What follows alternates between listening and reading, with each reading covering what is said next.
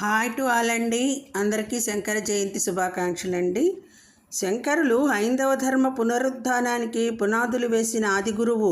అహం బ్రహ్మస్మి తత్వమసి అని ప్రవచిస్తూ కాలాతీత దివ్యత్వమైన పరబ్రహ్మాన్ని తన అద్వైత సిద్ధాంతాలతో మానవాళికి విశదపరిచిన మహాజ్ఞాని. హరహర భేదాన్ని సులభగ్రాహ్యం చేసే శివానందలహరి, సౌందర్యలహరి, భజగోవిందం వంటి ఉత్కృష్ట రచనలతో వేదాంత సారం కరతలామలకం గావించి నిత్యపారాయణానికి అందుబాటులోకి తెచ్చి ఆధ్యాత్మిక హృదయాలకు ఆనందం కలిగించారు.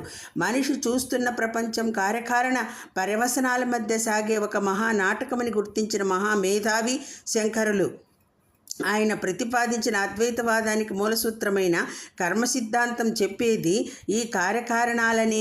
భౌతిక ప్రపంచంలో మనిషి ఉనికిని ప్రభావితం చేసేవి ఈ కార్యకారణాలేనని, ఆత్మకు మాత్రమే వాటిని నియంత్రించగల శక్తి ఉందని తెలియజెప్పారు.